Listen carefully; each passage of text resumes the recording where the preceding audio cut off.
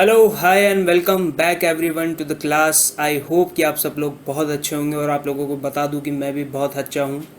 Sir last class तक हमने बात कर ली थी अकाउंटिंग इक्वेशन के बारे में। अकाउंटिंग इक्वेशन के अंदर हमने कुल मिला के दो कंसेप्ट पढ़े थे और उसमें छः से सात टोटल हमने क्वेश्चन करे थे। ठीक है सर। और वो पर्टिकुलर 6 से 7 क्वेश्चन के अंदर आपका majority vast part of the chapter is covered now. ठीक है। तो अगर आपने अकाउंटिंग इक्वेशन नहीं देखा है अभी तक जाके, या फिर आप अकाउंटिंग इक्वेशन पढ़ना चाहते हैं, तो आप मेरे प्रीवियस लेक्चर्स को रेफ़र कर सकते हैं। मैंने इन डिटेल लगभग 3 से 4 घंटे का जो लेक्चर टाइमिंग है, मतलब स्क्रीन टाइमिंग है, वो टोटल दिया है अकाउंटिंग इक्वेशन को। तो आप ज़रूर जाइए और ज़रूर देखिए, बहुत ज़्यादा इन डिटेल पढ़ा है मैंने। आज मैं बात कर लेता हूँ सर अब एक नए चैप्टर की, जिस चैप्टर का नाम क्या है सर? जर्नल। कौन सा नल? जर्नल। सर जर्नल के अंदर हम क्या कहना चाहते हैं? जर्नल हमारी बुक्स ऑफ अकाउंट्स का एक बहुत ही ज़्यादा इंपॉर्टेंट पार्ट है। अभी तक हमने क्या किया सर? सबसे पहले हमने अकाउंट्स के बेसिक्स पढ़े, फिर अकाउंटिंग के एजम्पशंस वगैरह पढ़े, फिर अकाउंटिंग के एजम्पशंस पढ़ने के बाद में हमने और कुछ बातें पढ़ी थ्योरी की अकाउंटिंग की। फिर हमने सबसे पहला प्रैक्टिकल पार्ट किया जिसका नाम क्या था? Accounting equation. उसके अंदर हमने सीखा कि assets is equals to liabilities plus capital होता है, जिसके अंदर असेट्स कैसे इंक्रीज होती है कैसे डिक्रीज होती है, हमने ये सीखा था। फिर उसके बाद हमने सीखा था कि कैपिटल के अंदर कैसे चेंजेस आते हैं और लाइबिलिटीज़ के अंदर चेंजेस कैसे आते हैं। ठीक है। अब आपने अपने आसपास कहीं दोस्तों वगैरह से सुन रखा हो, या फिर आपके किसी आसपास, या अकाउंट्स का आप ए भी जानते होंगे, तो अकाउंट्स के अंदर आपको मेजॉरिटी पता होगा कि अकाउंट्स जो है वो दो चीज़ों पे काम करता है। एक तो होता है डेबिट और दूसरा होता है क्रेडिट। तो ये दो चीज़ों पे अकाउंट्स काम करता है। तो आज से इस चैप्टर के अंदर हम क्या पढ़ने वाले हैं सर? इस चैप्टर से हम पढ़ने वाले हैं कि अकाउंट्स में डेबिट कब होता है और क्रेडिट कब होता है। तो basically after some mathematics in accounting equation, in reality this is the chapter from which you are going to study the real accounts, so be prepared for it। और बहुत ही अच्छा चैप्टर रहेगा सर, और सबसे ज़्यादा बेसिक चैप्टर रहता है ये आपके अकाउंट्स का। तो ये चैप्टर के अंदर आपको पढ़ना बहुत ज़्यादा ज़रूरी है। एक छोटी सी और इन्फॉर्मेशन दे दूँ मैं आपको कि कैसे कैसे मैं चैप्टर्स का जो कंसेप्ट है वो डिवाइड करूँगा। ये चैप्टर्स का ये जो चैप्टर है इसका कंसेप्ट मैं 3 पार्ट में डिवाइड करूँगा सर। फर्स्ट पार्ट के अंदर मैं आपको क्या सिखाऊंगा सर? फर्स्ट पार्ट में मैं आपको ट्रेडिशनल अप्रोच सिखाऊंगा। ये क्या होती है अभी के लिए छोड़ो, बस आप इतना से जान लो कि ट्रेडिशनल अप्रोच होती है एक, जिससे हम जर्नल्स बनाते हैं। यानी कि इस पार्ट के अंदर अपन ट्रेडिशनल अप्रोच के बारे में बात करेंगे। दूसरा पार्ट के अंदर हम बात करेंगे मॉडर्न अप्रोच के बारे में सर। ये भी एक तरीके का पार्ट होता है जिसके अंदर हम जर्नल एंट्री बनाना सीखते हैं। और तीसरा और लास्ट तरीके के अंदर मैं आपको फाइनली क्या बताऊंगा सर कि how to form a journal entry. मतलब आप अगर ये तीनों मेरे जो पार्ट्स हैं ये देख लेंगे तो आपको समझ में आ जाएगा कि जर्नल एंट्री कैसे बनाई जाती है। ये तीनों पार्ट के अंदर मैं जो सबसे टफ़ से टफ़ एंट्री होती है, सबसे कॉम्प्लिकेटेड एंट्रीज़ होती है आपके सिलेबस के अंदर, वो सारी भी कवर करूँगा पार्ट नंबर 3 के अंदर, ताकि आपको समझ में आए। ठीक है। और चैप्टर नंबर जो पार्ट नंबर 1 है और पार्ट नंबर 2 है, इसके अंदर ही मैं आपको बता दूंगा कि जर्नल का जो फॉर्मेट होता है वो किस तरीके से बनता है। ठीक है सर। तो सबसे पहले हम क्या सीखेंगे सर जर्नल के अंदर हम सबसे पहले सीखेंगे कि ट्रेडिशनल अप्रोच क्या होती है, फिर हम सीखेंगे कि मॉडर्न अप्रोच क्या होती है, और फिर how to form the journal entry. तो सबसे पहले हम ट्रेडिशनल अप्रोच की बात कर लेते हैं। आ जाइए, आप ये देख लीजिए सबसे पहले कि सर जर्नल है, अरे बाप रे,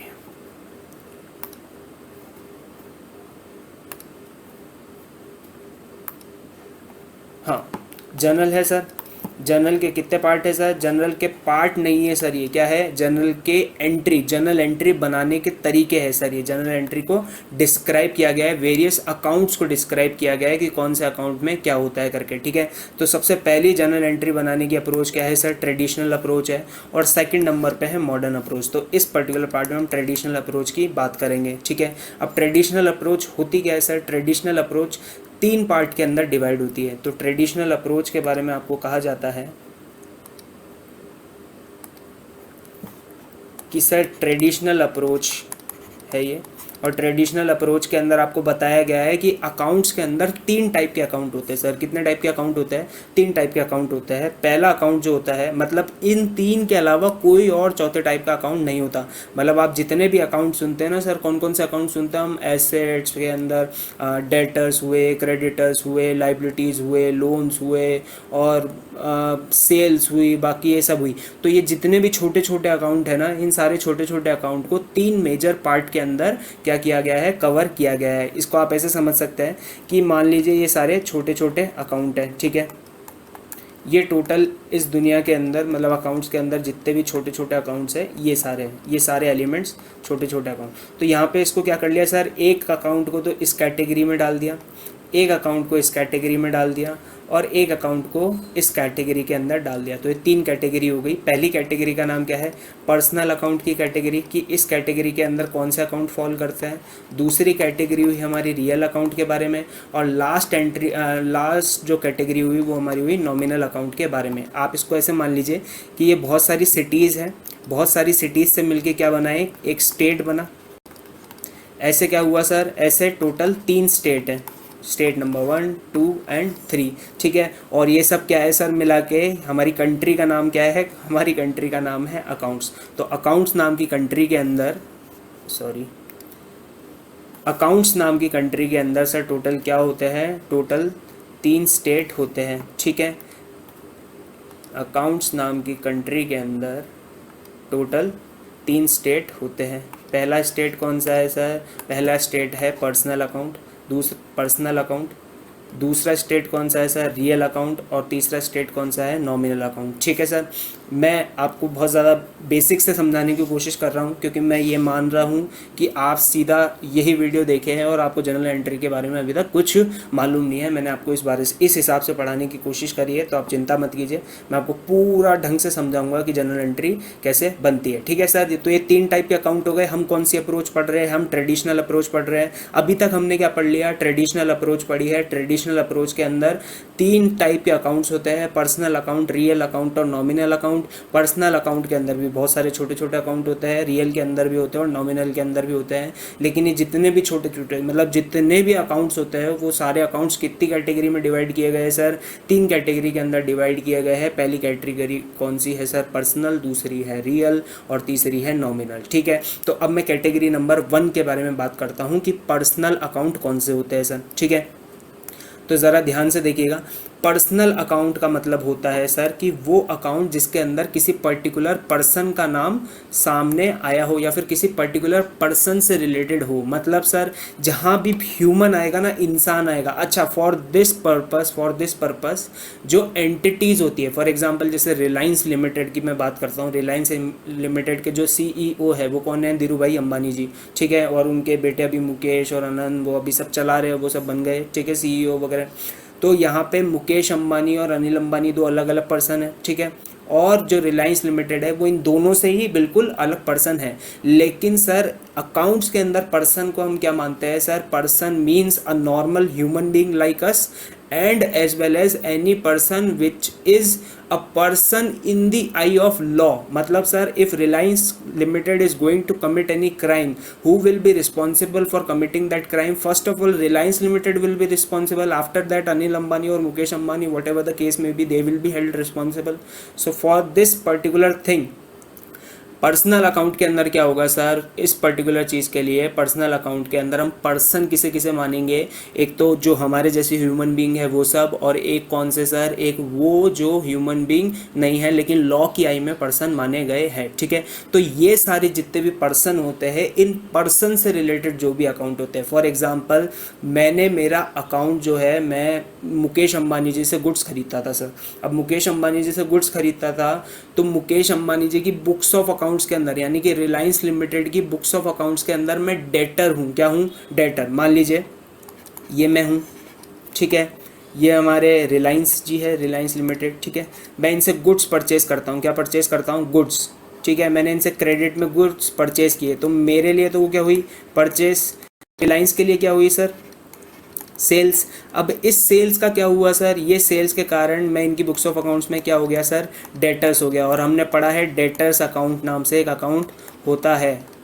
अरे होता है कि नहीं होता है, आंसर इज यस सर, होता है, तो डेटर्स अकाउंट के नाम से एक अकाउंट है सर, ठीक है। अब ये किस कैटेगरी में फॉल करेगा, अब देखिए ये मेरे कारण ये अकाउंट बना, मतलब ये मुझे रिप्रेजेंट कर रहा है किसकी बुक्स ऑफ अकाउंट्स के अंदर, ये मुझे रिप्रेजेंट कर रहा है मुकेश अंबानी जी यानी कि रिलायंस लिमिटेड की बुक्स ऑफ अकाउंट्स के अंदर। तो ये कौन सी कैटेगरी में फॉल करेगा सर, ये पर्सनल अकाउंट की कैटेगरी में फॉल करेगा, ठीक है सर। अब देखिए फाइनली जो पर्सनल अकाउंट होता है मतलब कौन सा, जो ह्यूमन से रिलेटेड है, और ह्यूमन कौन कौन से, एक तो हम जैसे ह्यूमंस और जो लॉ की आई में भी ह्यूमंस है, यानी कि कोई पर्टिकुलर बॉडी, इन सब से रिलेटेड जो भी अकाउंट होते हैं यहाँ पे उसकी बात चल रही है। पर्सनल अकाउंट के भी 3 सब टाइप होते हैं सर।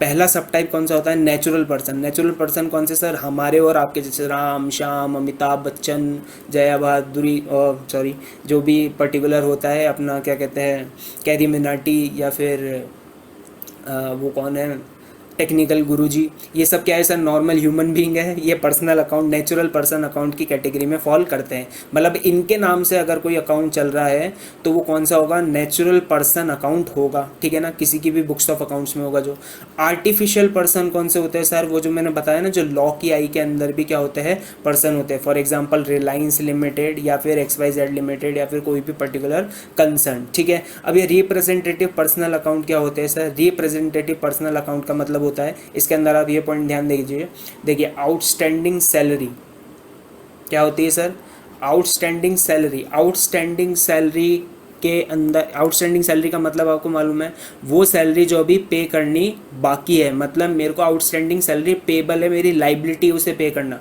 आउटस्टैंडिंग सैलरी के अंदर क्या होता है सर, आउटस्टैंडिंग सैलरी का जो अकाउंट लिखा जाता है अकाउंट्स के अंदर वो आउटस्टैंडिंग सैलरी के नाम से ही आता है, वो और किसी नाम से नहीं आता। तो पर्टिकुलरली क्या होगा सर, यहाँ पे वो आउटस्टैंडिंग सैलरी किसी पर्सन को रिप्रेजेंट कर रहा है, उसका नाम नहीं है उसके अंदर। फॉर एग्जांपल XYZ ये तीन नाम के एम्प्लॉय थे जिनकी सैलरी आउटस्टैंडिंग थी बिजनेस कंसर्न के अंदर, लेकिन इन 3 एम्प्लॉयज़ का बुक्स ऑफ अकाउंट्स के अंदर नाम नहीं आएगा। ये किस नाम से जाना जाएगा सर, ये आउटस्टैंडिंग सैलरी के नाम से जाना जाएगा।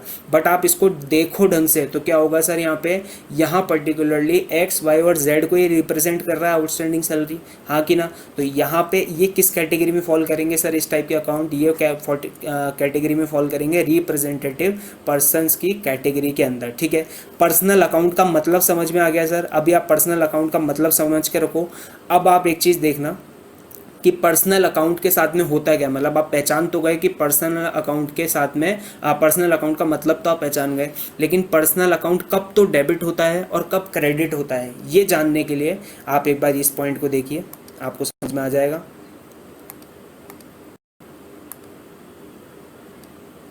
आ जाइए देखिए, एक पर्सनल अकाउंट जो होता है,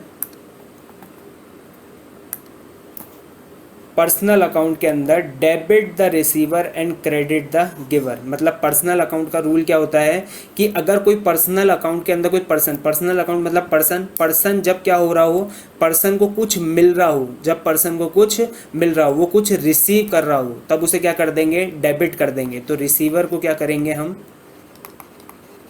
डेबिट, और गिवर को क्या करेंगे सर हम, क्रेडिट। आई होप कि आपको पॉइंट समझ में आया हो, ठीक है। अगले पॉइंट की तरफ चलते हैं सर। पर्सनल अकाउंट पूरी तरीके से समझ में आ गया, मतलब बुक्स ऑफ अकाउंट्स के अंदर वो सारे अकाउंट्स जो कि किसी पर्सन को रिप्रेजेंट करते हैं, ठीक है, जिसके अंदर 3 सब टाइप होते हैं, एक तो कौन सा रियल पर्सनल, और दूसरा आर्टिफिशियल पर्सनल, और तीसरा कौन सा रिप्रेजेंटेटिव पर्सनल, ठीक है। तो ये 3 टाइप के अकाउंट होते हैं, रिप्रेजेंटेटिव पर्सन और नेचुरल पर्सन, ठीक है। अब देखिए रियल अकाउंट की बात करते हैं सर। रियल अकाउंट क्या होता है, नाम से सुनने में आ रहा है कि ये तो कुछ रियल है। रियल मतलब है क्या, रियल फ्रूट जूस नहीं है बेटा। कौन सा रियल अकाउंट है ये, रियल अकाउंट का मतलब क्या है सर, रियल अकाउंट का मतलब बेसिकली ये होता है कि वो सारे अकाउंट्स, कौन से अकाउंट सर, वो सारे अकाउंट्स जो हमारे को किस फॉर्म में रिप्रेजेंट कर रहे हैं सर, जो हमारी असेट्स को रिप्रेजेंट करते हैं, वो सारे अकाउंट कौन से अकाउंट होते हैं सर, वो सारे अकाउंट हमारे रियल अकाउंट होते हैं। ठीक है, अब इसका एक एक्सेप्शन याद रखना लेकिन ज़रूर से। देखिए असेट जो होती है, मेरी असेट का पार्ट होता है डेटर्स। अरे होता है कि नहीं होता है, अगर हमने बेसिक्स ढंग से पढ़ा है तो हमको मालूम होगा कि असेट्स का जो पार्ट होता है वो डेटर्स होता है। लेकिन रियल अकाउंट के अंदर डेटर्स अकाउंट कभी नहीं आता। उसके पीछे कारण क्या है?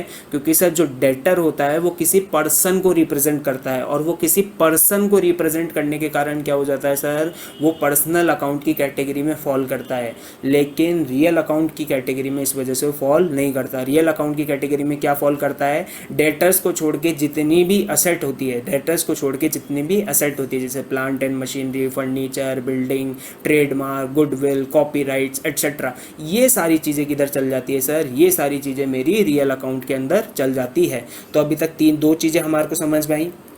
पहला तो क्या सर? पहला तो जितने भी पर्सन्स होते हैं उनसे रिलेटेड जो भी बाइफर्केशन होता है वो पर्सनल अकाउंट के अंदर जाता है। जितनी भी असेट्स होती है उनसे रिलेटेड जो बाइफर्केशन होता है वो किस अकाउंट के अंदर जाता है? रियल अकाउंट के अंदर जाता है। And last but not the least, देखो क्या हुआ, अभी तक लाइबिलिटीज़ हो गई। अब मैं आपको एक चीज़ और दिखाता हूँ।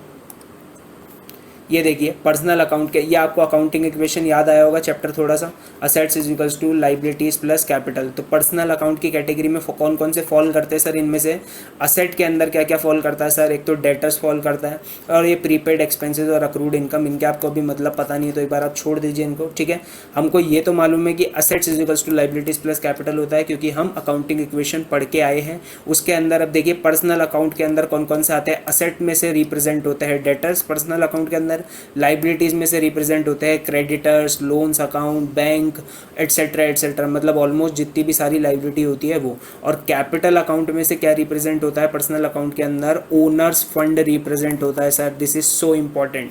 ओनर ने जो फंड लगाया, देखो ओनर भी तो कोई पर्सन ही है, और ओनर अगर कोई पर्सन है तो उसने जो फंड लगाया है वो भी किसके अंदर होगा सर? वो भी पर्सनल अकाउंट के अंदर ही रिप्रेजेंट होगा। ठीक है, तो इसे मैं यहाँ क्या कह सकता हूँ, ये देख लीजिए, यहाँ पे मैंने लिख भी रखा है।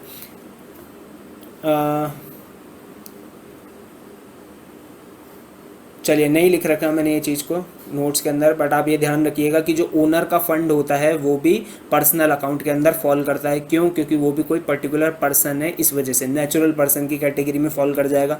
ठीक है, या फिर रिप्रेजेंटेटिव पर्सन की कैटेगरी में भी फॉल करेगा। आप मेरे को दोनों में से बताइएगा कि कमेंट सेक्शन में क्या सही है। मेरे हिसाब से रिप्रेजेंटेटिव पर्सन की कैटेगरी में वो जो अकाउंट होगा वो फॉल करेगा। ठीक है, और ये चीज़ मैंने यहाँ पे लिख भी रखी है। आपको मैं थोड़ा सा इधर उधर करने की कोशिश कर रहा था, लेकिन मैं खुद ही इधर उधर हो गया आपको बताने के चक्कर में।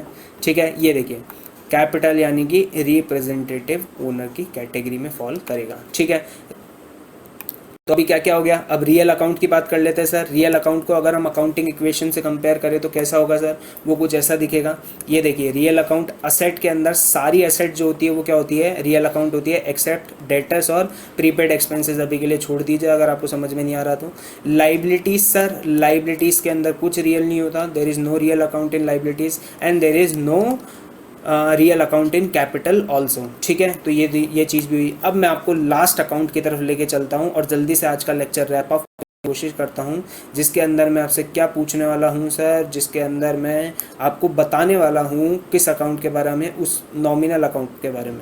ठीक है, लेकिन उससे पहले एक बार आप रियल अकाउंट का रूल देख लीजिए कि रियल अकाउंट का रूल क्या होता है। रियल अकाउंट का रूल होता है debit what comes in and credit what goes out. मतलब बिजनेस के अंदर जो भी असेट आ रही है उसे डेबिट कर दो, और बिजनेस के बाहर जो भी असेट जा रही है उसे क्रेडिट कर दो। रियल अकाउंट का रूल एक बार वापस बताता हूँ।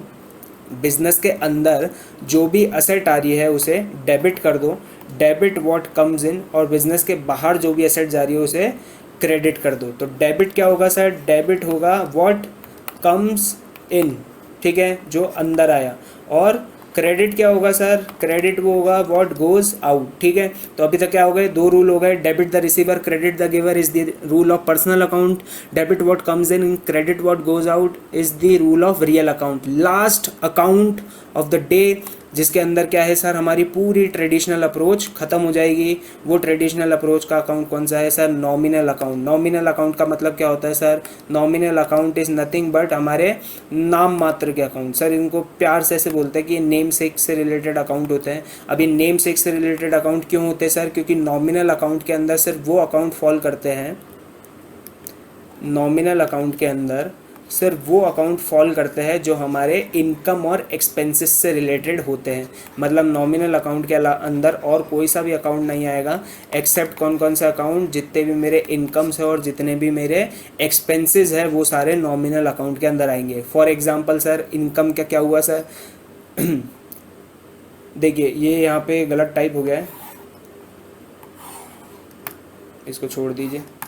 हाँ, इनकम और एक्सपेंसेस से रिलेटेड इधर आ जाइए आप।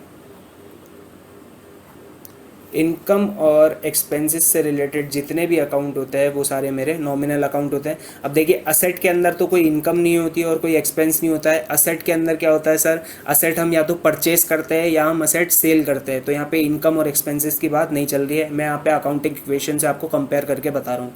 जनरली अगर आपको सिर्फ एक लाइन के अंदर नॉमिनल अकाउंट का मतलब याद रखना है तो नॉमिनल अकाउंट का मतलब होता है कौन से अकाउंट सर, जो हमारी इनकम और एक्सपेंसेस से रिलेट होते हैं। ठीक है, इनकम क्या मतलब सर, जैसे सेल हुआ, रॉयल्टी हुआ, ये सब क्या होती है हमारी इनकम होती है। एक्सपेंसेस क्या हुआ सर, हमारी रेंट हुआ, हमारा परचेजेस हुआ, हमारा फैक्ट्री रेंट हुआ, हमारा फैक्ट्री से रिलेटेड कोई फ्रेट हुआ। ये सारे टर्म्स हम आगे जाके पढ़ेंगे लेकिन जितने भी एक्सपेंसेस होते हैं वो सारी चीज़ें किसके अंदर आती है सर, नॉमिनल अकाउंट के अंदर। और जितनी भी इनकम्स होती है वो सारी चीज़ें किसके अंदर आती है, वो सारी चीज़ें भी नॉमिनल अकाउंट के अंदर आती है। ठीक है, अब इसके अंदर आप एक बार देख लीजिए लाइबिलिटीज़। लाइबिलिटीज़ में नॉमिनल अकाउंट नहीं होता है क्योंकि लाइबिलिटीज़ हम या तो पे ऑफ करते हैं या फिर हम इनकर करते हैं। मतलब हम या तो लोन लेते हैं या लोन चुकाते हैं। यही लाइबिलिटी का मतलब हुआ, हमने लाइबिलिटी ली और हमने लाइबिलिटी वापस पे ऑफ कर दी। देयर इज़ नो इनकम और एक्सपेंस इन दिस। ठीक है, और असेट के अंदर भी क्या होता है, हम असेट या तो परचेज करते हैं या फिर हम असेट को वापस क्या कर देते हैं, सेल कर देते हैं। लेकिन एक चीज़ याद रखना, अगर परचेज और सेल के अमाउंट के बीच में कुछ डिफरेंस है, यानी कि कोई इनकम है या फिर कोई लॉस है, ठीक है, इनकम है या फिर कोई लॉस है, तो वो चीज़ किस अकाउंट में आएगी, नॉमिनल अकाउंट में आएगी। फॉर एग्जांपल मैंने 100 रुपीज़ में एसेट परचेज करी, ठीक है, और 90 रुपीज़ में मैंने उसकी क्या कर दी, सेल्स कर दी, तो 10 रुपीज़ यहाँ मेरा क्या हो जाएगा, लॉस। और लॉस यानी कि एक्सपेंस, लॉस और एक्सपेंसेस एक ही चीज़ होती है, तो लॉस और एक्सपेंसेस के कारण ये मेरा नॉमिनल अकाउंट बन जाएगा। लाइबिलिटीज़ में ऐसी कुछ चीज़ नहीं होगी, एक बार के लिए मान लो। और कैपिटल में फाइनली क्या हो जाएगा सर, कैपिटल के अंदर आपको याद हो तो अकाउंटिंग इक्वेशन के अंदर हम करते थे कि जितने भी एक्सपेंसेस होते थे उनको हम कैपिटल के अंदर से माइनस कर देते थे और जितनी भी इनकम होती थी उनको हम कैपिटल में प्लस कर देते थे। तो यहाँ पे आप इस पॉइंट का ध्यान रखिएगा। तो कैपिटल में जितने भी एक्सपेंसेस और इनकम वो क्या होते हैं सर, वो सारे नॉमिनल अकाउंट का पार्ट होते हैं। ठीक है, तो आपको तीनों पॉइंट समझ में आ गए। एक बार मैं वापस रिवाइज कर देता हूँ। पर्सन से रिलेटेड जितने भी अकाउंट होते हैं वो पर्सनल अकाउंट होते हैं। ठीक है, इसका रूल क्या होता है, debit the receiver and credit the giver. Real account से रिलेटेड जितने भी रूल्स होते हैं यानी कि वो असेट से रिलेटेड होते हैं, उसका रूल क्या होता है, debit what comes in and credit what goes out. और नॉमिनल अकाउंट की बात कर लेते हैं। नॉमिनल अकाउंट का रूल क्या होता है sir, debit all expenses and credit all incomes. देख लीजिए आप एक बार, ये मेरा रियल अकाउंट का रूल है। जल्दी जल्दी इसको बस देख लीजिए। हो सकता है कि आपको वीडियो थोड़ा देखने में बड़ा लगे, लेकिन ये पूरा का पूरा मेरी तरफ से कंसेप्ट था आपको पर्सनल अकाउंट के बारे में। Debit all losses and expenses and credit all income and gains. यानी कि जितने भी नॉमिनल अकाउंट के अंदर एक्सपेंसेस है उनको क्या करना है सर, डेबिट, और जितने भी मेरी क्या है सर, इनकम है, उनको क्या करना है, क्रेडिट। ठीक है सर, अभी मैंने आपको सिर्फ बाइफर्केशन बताया है। एंट्री करना मैं आपको अगले पार्ट में बताऊँगा कि किस तरीके से जनरल एंट्री की जाती है। ठीक है, तब तक के लिए अपना ध्यान रखिए, अपनों का ध्यान रखिए। Stay tune, stay connected. जय हिंद, जय भारत, बाय बाय।